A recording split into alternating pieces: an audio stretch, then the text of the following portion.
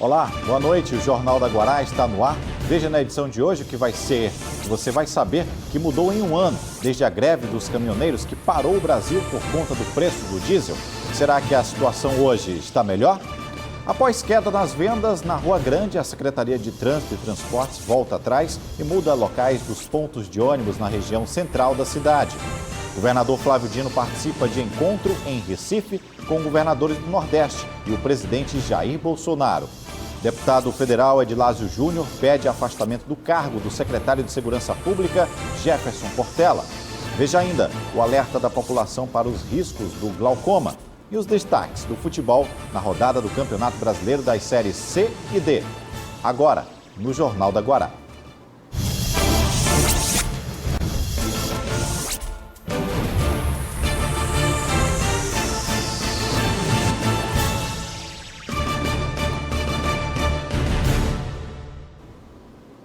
Há um ano, o Brasil padecia com os efeitos causados pela greve dos caminhoneiros que durou 10 dias e paralisou serviços como fornecimento de combustíveis e distribuição de alimentos e insumos médicos, levando o país à beira do colapso. No Maranhão não foi diferente. A categoria parou no dia 21 de maio para exigir uma redução nos preços do óleo diesel, que subiram mais de 50% nos últimos 12 meses. A principal reivindicação era que os impostos que incidem sobre o combustível, como PIS, COFINS, eles também exigiam a fixação de uma tabela mínima para os valores do frete. Na reportagem de hoje, vamos saber o que mudou neste período de tempo. Há um ano, o país parou por 10 dias. A greve dos caminhoneiros levou o Exército para as ruas para desmontar os bloqueios nas rodovias. De lá para cá, as promessas foram muitas. O Congresso aprovou uma tabela com valores mínimos para o frete de cargas no país e reduziu o preço do diesel em 46 centavos a partir de julho do ano passado. Essa lei prevê a política nacional de pisos mínimos de frete. Qual o objetivo dessa lei? É que o transportador, principalmente o autônomo, né, que foi o grosso da reivindicação, foram os autônomos, que esse transporte de cargas, o transportador ele tenha o mínimo necessário para a sua sobrevivência, o mínimo necessário que remunere essa atividade. A tabela de preço mínimos do frete foi instituída pela Lei 13.703, de 2018, e varia de acordo com o tipo de carga, veículo e distância percorrida. A Agência Nacional de Transporte é responsável por fiscalizar essa tabela. A NTT criou o que está comumente sendo chamado de tabela de frete. Tá? É um apelido gracioso sobre o piso mínimo. Na verdade, é uma política de piso mínimo. Essa tabela prevê valores que devem ser utilizados na contratação dos fretes, né, esse valor que são os valores mínimos, considerando alguns critérios importantes. No mês de março deste ano, a diretoria da Petrobras aprovou mudanças na periodicidade de reajuste nos preços do diesel vendido para as refinarias, que passaram a ser reajustados no mínimo a cada 15 dias. Atualmente ela varia de 15 em 15 dias, né? Eles avaliam e repassam o aumento, mantém o preço, porque baixa realmente nunca mais teve, né? A gente teve aquele ano passado, mais ou menos faz um ano, a greve dos caminhoneiros, né? Em que eles criaram um subsídio, aí deram uma redução no preço, seguraram até o final do ano, aí depois voltou a ser a política igual a da gasolina.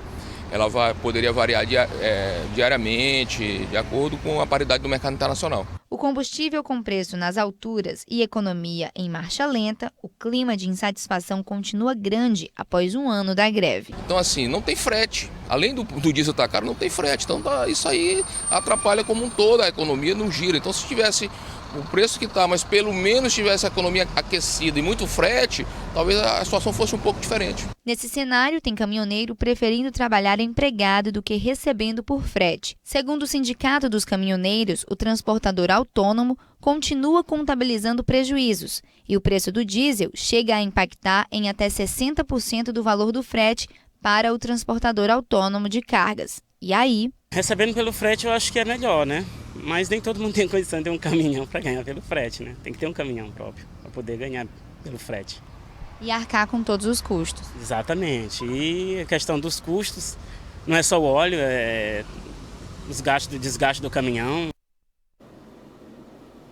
O Maranhão abriu 6.681 vagas de emprego com carteira assinada em abril, segundo dados do CAGED, o Cadastro Geral de Empregados e Desempregados. Divulgados hoje pelo Ministério da Economia, a variação em relação ao período anterior foi de 1,45%. De acordo com o levantamento, aconteceram no Maranhão 18.321 admissões e 11.640 desligamentos. Dos 8 setores pesquisados, apenas o de serviços, 3,48%, construção civil, 0,24% e a administração pública, 0,8%, registraram aumento no número de vagas em abril. Com este desempenho, o saldo acumulado nos primeiros 4 meses do ano, o Estado acumulou criação de 3.470 vagas, de acordo com o governo. De janeiro a abril, foram 53.045 admissões e 45.575 demissões. A seguir, você vai saber como a falta de medicamentos ofertada pelo Ministério da Saúde vem afetando a vida de usuários do sistema no estado. E a campanha de prevenção ao glaucoma é assunto para a entrevista aqui no próximo bloco. Agora são 6h40.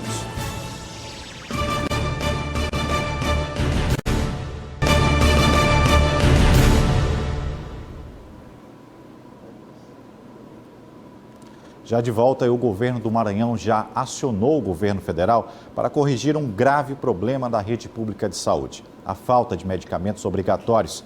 Se nada for feito, 19 remédios vão deixar de chegar à farmácia de medicamentos especiais do estado. E a preocupação já bate à porta dos usuários. Veja na reportagem de Mariana Dias. Essa é a segunda vez no mês que Dona Naísa, de 57 anos, vem a São Luís em busca do medicamento que recebe na farmácia de medicamentos especiais para tratamento da asma. Ela mora em Alto Alegre do Maranhão, a 215 quilômetros da capital. O problema que eu estou enfrentando é porque eu venho pagando passagem, chego aqui, não tenho remédio, né? Já está com mais de 2 meses que eu estou vendo. Aí eu só venho do viagem perdida, às vezes eu venho 2, 3 vezes no mês atrás, porque não tem que nem informação pra gente. Aí agora a moça deu o número do telefone e quando a gente liga o telefone não dá nada. Aí a gente fica assim mesmo, jeito que tem, é vir. O gasto é de R$100 para fazer a viagem e sem ter aonde ficar, ela retorna no mesmo dia sem o medicamento. Como agora não está tendo, tem falta o jeito, tem dar jeito de comprar o remédio para tomar até ver quando é que vai ter. Esse outro senhor que prefere não aparecer também sai todos os dias do Santa Bárbara para saber se o medicamento que a sogra recebe para tratar o Parkinson já chegou. E ele também teve o não como resposta. Ao todo, 1.000 pessoas estão desassistidas. Dentre os medicamentos esgotados estão os que fazem o tratamento de doenças como artrite reumatoide, Alzheimer, hepatites, insuficiência renal crônica, Parkinson, além de medicação para pessoas que receberam transplante de rins para evitar a rejeição do órgão. A farmácia de medicamentos especiais faz parte da assistência farmacêutica da Secretaria de Estado da Saúde. Acontece que o grupo de medicamentos que está em falta é fornecido pelo Ministério da Saúde e a SES já notificou até o Ministério Público sobre a gravidade da situação.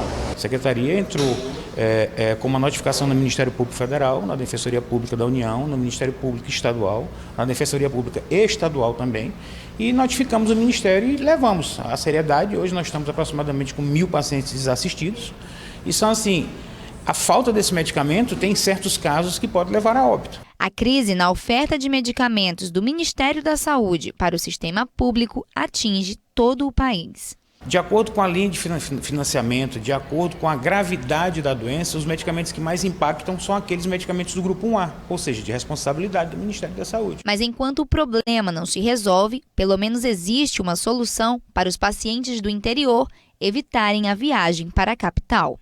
Para evitar aquele paciente, aquele deslocamento, geralmente é um paciente que está doente, é um paciente idoso, é um paciente com uma patologia crônica. Então, assim, que ele procure a assistência farmacêutica do seu município e o seu município, a assistência farmacêutica, entre em contato com a FEME, que a gente tem, às vezes, uma resposta mais rápida. Olha, o domingo é o Dia Nacional de Combate ao Glaucoma. A data serve para alertar a sociedade sobre os riscos da doença, que atinge aí 1 milhão de brasileiros, segundo o Conselho Brasileiro de Oftalmologia, Quem tem mais de 40 anos está na faixa de risco. Até 3% das pessoas podem ser atingidas pela enfermidade. Neste final de semana, uma ação será realizada para alertar contra a doença. Vamos conversar sobre o assunto com o presidente da Associação Maranhense de Oftalmologia, Dr. Mário Menezes. Boa noite, doutor. Olá, seja bem-vindo. Eu que agradeço a oportunidade de estar aqui falando sobre essa doença tão grave, né? Pois é, grave e obscura. Muitas pessoas, às vezes, nem se dão conta que tem essa problemática. No Maranhão, a realidade, é possível a gente apontar como é que está o diagnóstico? A gente sabe que a gente tem feito um trabalho ultimamente de conscientização para melhorar cada vez mais o quadro da realidade dos pacientes. Os pacientes, por ser uma doença que muitas das vezes não tem sintoma, que leva à lesão do nervo do olho, que é uma lesão irreversível e principalmente que não tem sintomas, é muito difícil o paciente às vezes saber que tem. Então, por ser essa doença tão grave e sem esses sintomas, é preciso que a gente faça uma busca desses pacientes, um trabalho de conscientização que tem sido feito por todas as entidades médicas, o CRM, o Conselho Maranhense de Oftalmologia, justamente para que as pessoas saibam da possibilidade dessa doença e busquem o atendimento. Então, é importante que a gente faça isso, por quê? Porque não tem sintomas. A gente precisa fazer um diagnóstico através de uma consulta oftalmológica. Então, a primeira mensagem que a gente deixa para você que está em casa é justamente saber que o glaucoma é uma doença grave, que leva à cegueira e que pode não ter sintoma. Então, como é que a gente pode resolver isso? Consulta com o oftalmologista. Também um diagnóstico que pode ser avaliado, casos dentro da família, são levados em consideração? E isso, a gente costuma dizer que existem os grupos de risco, né? Você já citou os pacientes acima de 40 anos, com avançada idade têm. Quem tem glaucoma na família? Toda a família tem que investigar. Uma vez que a gente diagnostica um paciente, existem diversos tipos de glaucoma que tem a questão da hereditariedade. Então a gente busca fazer a mesma investigação em todos os pacientes da família. E existem outros grupos de risco que é bom informar. A gente está falando aí dos negros, que são os afrodescendentes, né, que têm um risco maior, os descendentes asiáticos e os usuários de algumas medicações, como os corticoides. Se você está em casa, tem o costume de usar medicação para alergia, por exemplo, são muitos utilizados os corticoides, busque um atendimento oftalmológico para ver se essa doença não pode estar acontecendo em você. Doutor Mário, essa atividade que acontece durante 2 dias, sábado e domingo, serve também para aproximar os profissionais dessa sociedade que às vezes não buscam a orientação médica, às vezes não tem tempo, às vezes não tem o recurso. Vai ser de que forma essa atividade que vai acontecer? Isso, nós desenvolvemos durante esse mês, dia 26 é o mês do combate ao glaucoma, nós desenvolvemos uma série de ações, né? Então fizemos ações onde nós fizemos atendimentos completamente gratuitos em várias cidades, entre elas Pinheiro, São Luís. Nós fizemos ações em alguns shoppings e vai ter mais ações nesse sábado e no domingo em mais um shopping daqui da cidade. Nós temos feito também entrevistas, temos divulgado nas redes sociais sobre essa doença, porque o primeiro passo de investigar uma doença, de a gente combater uma doença, é fazer com que a população saiba que ela existe e a partir daí tomar as medidas necessárias para o seu combate. Bom, diagnosticado, passado essa fase, né, foi diagnosticado, a pessoa tem de seguir, logicamente, com esse tratamento. Como é que ela faz? Existe uma crença de que glaucoma é igual a cegueira. A gente nada mais longe da verdade. Hoje, cada vez mais, o tratamento do glaucoma tem se desenvolvido, tem avançado. Hoje nós temos muitas medicações que podem ajudar no controle da pressão do olho e, dessa forma, melhorar o tratamento do glaucoma. Muitos tratamentos também estão se desenvolvendo, tem laser, tem tratamento com cirurgias. Então, esses procedimentos todos permitem que o médico consiga, na maioria dos casos, fazer um acompanhamento do paciente e dar qualidade de vida através de uma visão saudável, até por muitos e muitos anos. Então, se você tem, por acaso, um diagnóstico de glaucoma, não fique com medo. É possível que a gente consiga, através de alguns tipos de tratamento e de um acompanhamento, um diagnóstico correto, um tratamento correto e um acompanhamento correto, você vai ter uma qualidade de vida aí por muitos e muitos anos. Bom, o que falar também sobre qualidade de vida no quesito dessas pessoas que chegam, atingem seus 40 anos, precisam ter esse acompanhamento. A gente está vendo que a sociedade cada vez mais envelhecendo mais rápido, com problemas maiores, a visão, às vezes ela fica ali quietinha e de repente aparece o problema. Condições de vida também favorecem um bem-estar para que essa pessoa possa não desenvolver o problema? Claro, é importante esse tópico porque existe uma crença na população que consulta com o médico oftalmologista para quem não está enxergando bem. E a gente sabe que está muito longe da verdade. Um exame oftalmológico, você consegue diagnosticar não só muitas doenças em estágios iniciais, doenças que afetam não só o olho, mas também que afetam outras partes do organismo. A gente pode citar, por exemplo, o diabetes, tá? Num simples mapeamento de retina, que é um dos exames que a gente faz no consultório, a gente consegue diagnosticar mais de 2.000 doenças. Então, a partir do momento que faz o exame com o seu oftalmologista bem feito, com o médico oftalmologista, você pode sim estar diagnosticando e tratando essas doenças de uma maneira muito precoce. Então, a nossa recomendação sempre é, para você que está em casa, que nunca buscou um atendimento oftalmológico, e mesmo sem sintomas, e mesmo que você ache que está enxergando muito bem, busque seu oftalmologista, marque uma consulta com o seu oftalmologista de confiança, porque afinal de contas ele vai poder ter a oportunidade de, através de vários exames, garantir sua qualidade de vida, porque afinal de contas, uma visão saudável, a gente está falando de qualidade de vida.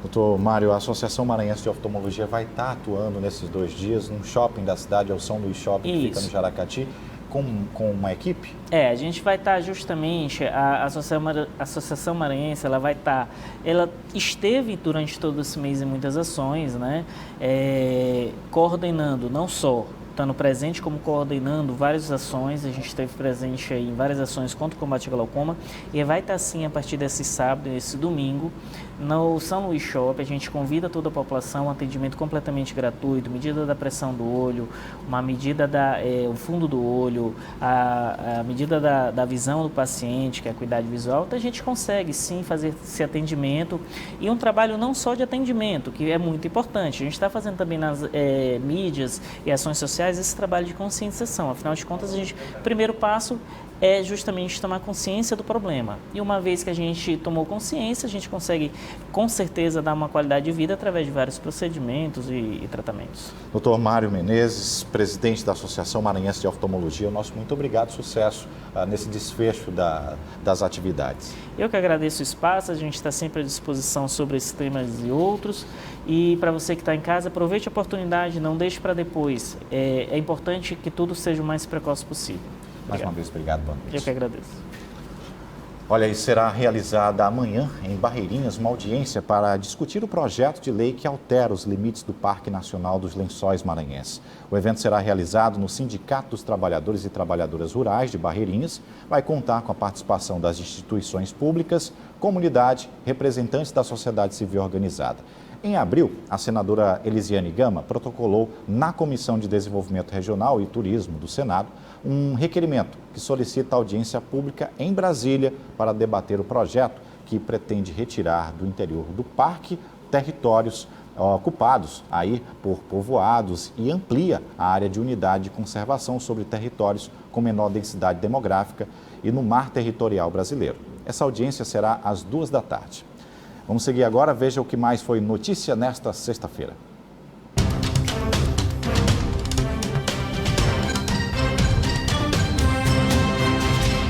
Mobilidade e trafegabilidade. Itens quase impossíveis na região do residencial Pedra Caída, que fica entre os bairros do Angelim e Bequimão. Muitos buracos, poças de lama, pedregulhos improvisados para amenizar os problemas da falta de manutenção no asfalto. Moradores e motoristas estão somando prejuízos. Foi publicada hoje uma nova decisão da Justiça sobre a construção do novo porto da empresa WPR, na região do Cajueiro.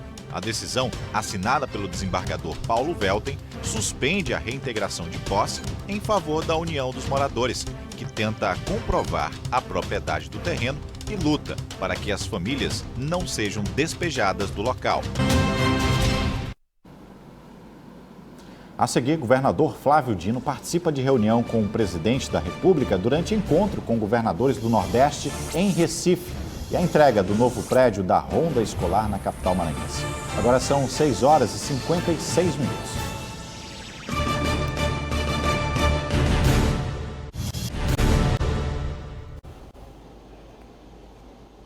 Esporte é a nossa pauta. Ana Tereza Viegas já está aqui conosco para falar dos times maranhenses da rodada do final de semana para as séries C e D. Boa noite, Ana. Boa noite, Hugo. Boa noite a todos que acompanham o Jornal da Guará. Olha, começando pelos jogos da Série C, domingão, Sampaio Corrêa tem um jogo importantíssimo, é confronto direto, valendo a liderança do Grupo A da Série C. É contra o Ferroviário, Sampaio recebe o Ferroviário aqui no Castelão às 5 horas da tarde.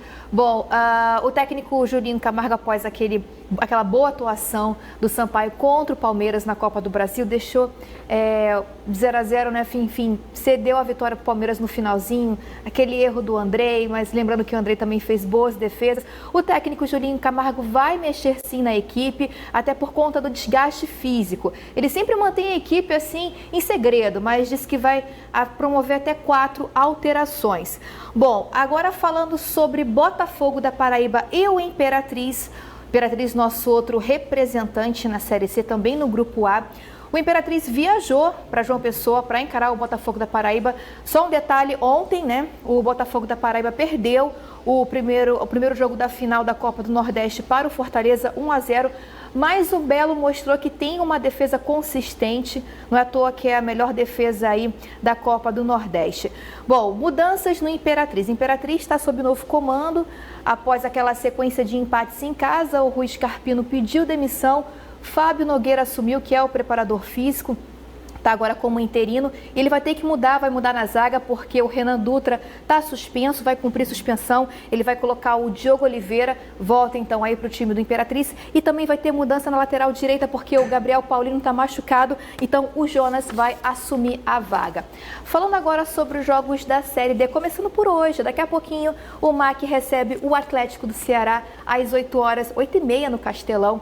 E, gente, é um milagre aí para o MAC. A gente tem a estreia do técnico Lucas Andrade, lembrando que o Sandofex foi demitido após aquela sequência de derrotas. O MAC busca um milagre, é o lanterna do Grupo A5, jogo aí da 4ª rodada, precisa pontuar. Enfim, o Lucas vai promover mudanças na equipe, principal retorno do goleirão Rodrigo Ramos, recuperado de lesão. Vai mexer também no meio de campo, vai sair o volante Robson Simplício, entra o Vitor Palito e o Vitinho também deve perder a vaga para o Marciano. É importantíssimo o MAC pontuar nesses últimos jogos para sonhar com a classificação.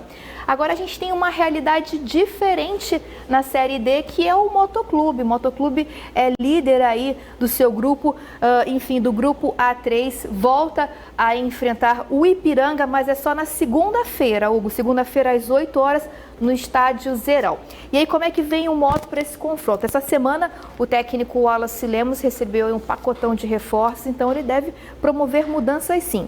Eu acho que o zagueiro Wallace Marques vai estrear, é o que tudo indica, e tudo indica também que o Wallace Lima, que estreou bem no confronto contra o Ipiranga, inclusive o Motoclube aplicou uma goleada, né, no Ipiranga, no Castelão, foi 5-1. O Wallace Lima marcou 2 gols nessa goleada. Eu acho que ele vai continuar aí na equipe titular. Acho que o meia Leandro Oliveira também vai para o jogo. Então, lembrando que Motoclube em Ipiranga é na segunda-feira, às 8 horas, no estádio Zerão. Mas daqui a pouquinho a gente tem MAC e Atlético Cearense às 8h30 no Castelão. Hugo, é isso. Ana, obrigado. Bom final de semana. A gente vai acompanhar tudinho para segunda-feira. Boa sorte aos nossos times, pois é. Beleza. Bem, o comércio reclamou da redução do fluxo na Rua Grande ocasionada pela mudança nos pontos de ônibus. A Secretaria de Trânsito e Transportes voltou atrás e alterou a localização desses pontos. A mudança já está valendo. Um dia depois da reunião de vendedores ambulantes e comerciários com a Secretaria Municipal de Trânsito e Transportes, os ônibus voltaram a parar na Avenida Silva Maia.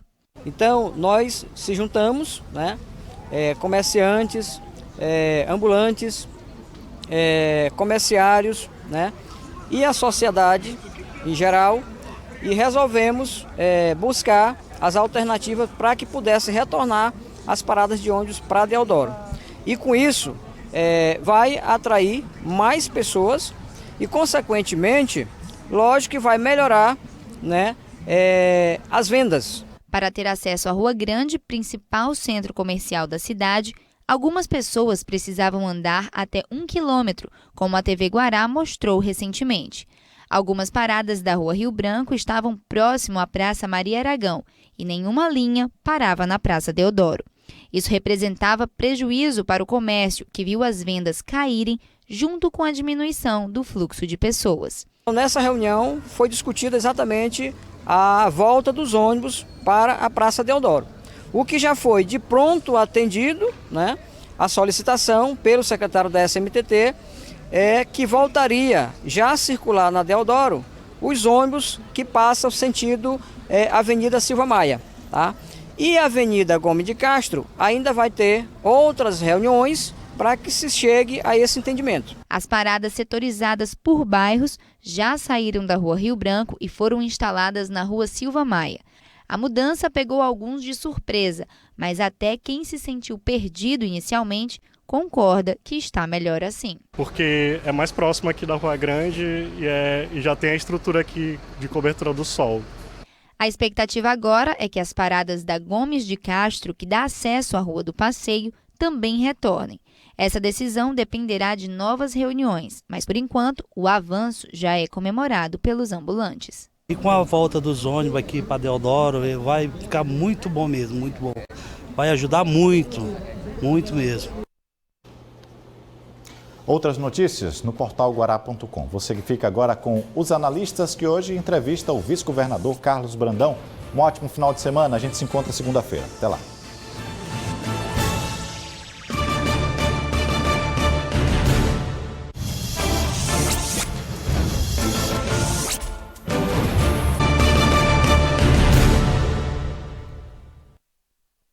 Hoje é a sede do batalhão escolar que vai trabalhar para tentar reduzir ainda mais as ações de violência nas instituições de ensino. O prédio onde funcionava o anexo do Centro de Ensino Desembargador Sarney Costa foi totalmente reformado para receber o 1º Batalhão da Ronda Escolar, localizado no bairro São Francisco. É um batalhão escolar, elevando a unidade que nós tínhamos para um batalhão, por decisão do governador Flávio Dino. Já criou 19 batalhões, fortalecendo o sistema estadual de segurança na área de polícia militar. E este é um deles. E hoje, com muita alegria, nessa parceria salutar, Polícia Militar, Secretaria de Segurança e Secretaria de Educação, inauguramos aqui agora este prédio que vai sediar o batalhão escolar.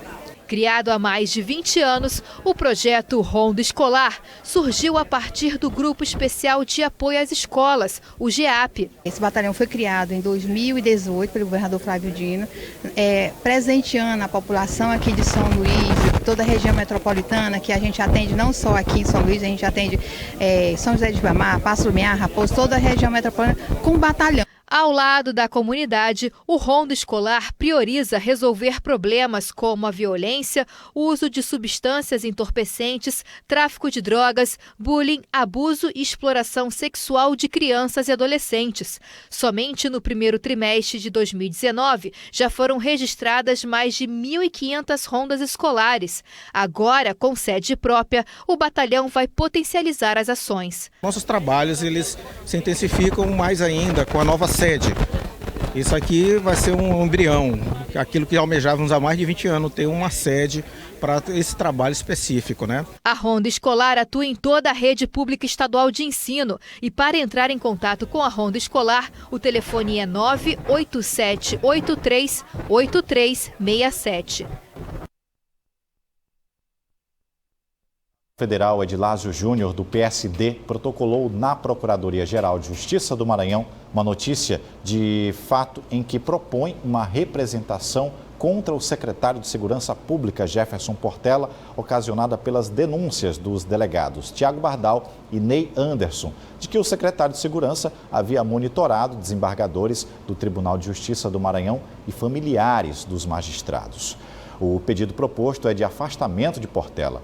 O caso já está sendo acompanhado pelo Supremo Tribunal Federal e pela Corregedoria do CNJ, Conselho Nacional de Justiça. O presidente do Tribunal de Justiça, José Joaquim Figueiredo dos Anjos, já havia solicitado rigor na apuração dos fatos em nota pública divulgada na semana passada. O deputado federal pede na representação apresentada hoje que Jefferson Portela seja acionado judicialmente por improbidade administrativa e abuso de poder.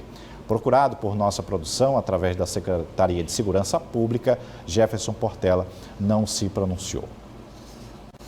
O governador Flávio Dino participou da 25ª reunião do Conselho da Sudene, que aconteceu em Recife, e reuniu os 9 governadores do Nordeste. Contou com a presença do presidente da República, Jair Bolsonaro.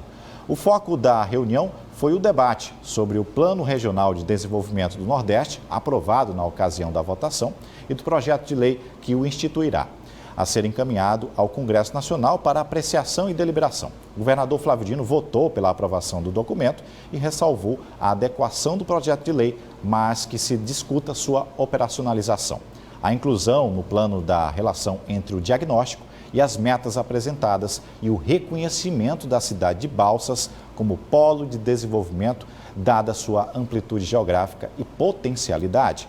O presidente Jair Bolsonaro agradeceu a presença dos governadores, pediu apoio dos governadores para a consolidação de pautas importantes para o país, citando, por exemplo, a reforma da Previdência. Os indicadores sociais do Maranhão ainda são comparáveis a países pobres de continente africano. Apesar disso, é necessário reconhecer que houve uma evolução possível graças à iniciativa governamental de programas como o Mais IDH, mas também de estudos vindos de universidades e centros de pesquisas estudantis, como o projeto do Instituto Federal do Maranhão, que vamos conhecer agora na reportagem de Elinalva Cardoso. O Demodei La Passion reuniu ideias criativas apresentadas pelos estudantes que produziram os trabalhos de inovação pensados para melhorar o índice de desenvolvimento humano do Maranhão. Uma das ideias que mais chamou a atenção foi a de um filtro que possibilita a purificação de água utilizando bambu em comunidades de Santo Amaro, no interior do Maranhão, onde não existe rede de tratamento. Então, nós estudamos bastante sobre o filtro, como o bambu ele tem muitas propriedades antibactericidas, aprovado por nutricionistas, por alguns médicos também já comprovaram isso em alguns artigos, na CAPES, até no periódicos do IFMA e do IFAO, que é minha instituição. Então, nós observamos que nós poderíamos implementar o filtro que já existe, que é utilizado com carvão ativado e manta filtrante, e adicionar o bambu, que é de baixo custo e é sustentável e reciclável para a natureza. Além de instituições federais do Maranhão, Alagoas, Amazonas, Pernambuco e Rondônia, o La Passion reuniu ainda estudantes de universidades da Espanha, Finlândia, Portugal e Uruguai. Esta edição do evento teve duração de 10 semanas, com atividades em São Luís e Santo Amaro. Para a gente é um momento muito importante, que é um projeto que a gente tem a presença de estudantes de vários lugares da Europa e da América Latina. Então, realmente mostrando que o IFMA está internacional, né? Porque a internacionalização não é só a gente mandar os alunos para fora, mas sim a instituição receber. Você soma o projeto estratégico Fábrica de Inovação com o projeto La Passion, e o terceiro grande projeto é o projeto Mais IDH do governo estadual, do governo Flávio Dino, aqui no estado do Maranhão, que somando isso, aplica-se na comunidade de Santo Amaro. São 7h06. Os destaques do esporte após o intervalo aqui no JG. Ana Tereza Viegas conta o que reserva a rodada do Campeonato Brasileiro para os times maranhenses. E ainda, pontos de ônibus são retirados da Rua Rio Branco após reclamação de usuários do sistema. Entenda em que isso muda a seguir no próximo bloco. Fique agora com a Tábua de Marés para amanhã.